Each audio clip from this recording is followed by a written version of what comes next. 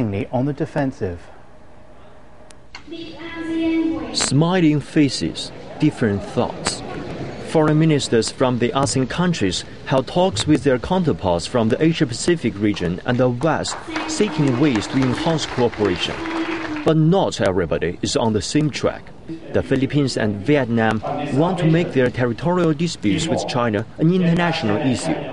Previously declaring itself neutral, the U.S., however, is having a hard time staying out of it all. We believe the nations of the region should work collaboratively and diplomatically to resolve disputes without coercion, without intimidation, without threats, and certainly without the use of force. China has never intended to stir things up. China needs a peaceful, stable, and prosperous neighboring environment to pursue development. We hope to see a unified and strong ASEAN with dynamic growth, because this is also conducive to China's own strategic interests. Tensions have been on the rise between China and the Philippines over several islands in the South China Sea. They are part of China's territory, but also claimed by the Philippines. Last Wednesday, the Philippine Department of Energy offered oil exploration contracts in the disputed area. The Philippine words and actions are strong because they have somebody to rely on. At least they think so. The U.S., now refocusing its attention on the Asia-Pacific, is very willing to be involved.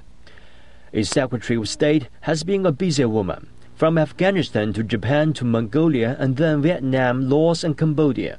In the last 10 days, Hillary Clinton's flights encircled China as she re-announced her country's return to the region. In Tokyo, she says the U.S. is not taking a standing in the Diaoyu Islands dispute. But senior officials have repeatedly stated it's under protection of two countries' mutual cooperation and security treaty. The latest tensions came after China slammed Japan's plan to nationalize the islands. Earlier in April, a nationalist Tokyo governor reached a similar proposal to buy the islands from a private owner.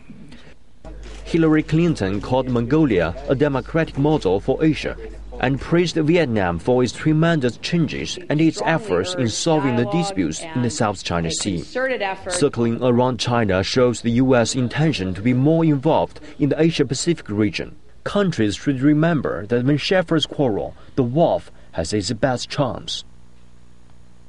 Well, to talk more about this, we're joined now in Washington by Edward Ludwig, a senior associate at the Center for Strategic and International Studies. Also in Kuala Lumpur, we've got Dr. Tang Siu Mun, Director of Foreign Policy and Security Studies at the Institute of Strategic and International Studies.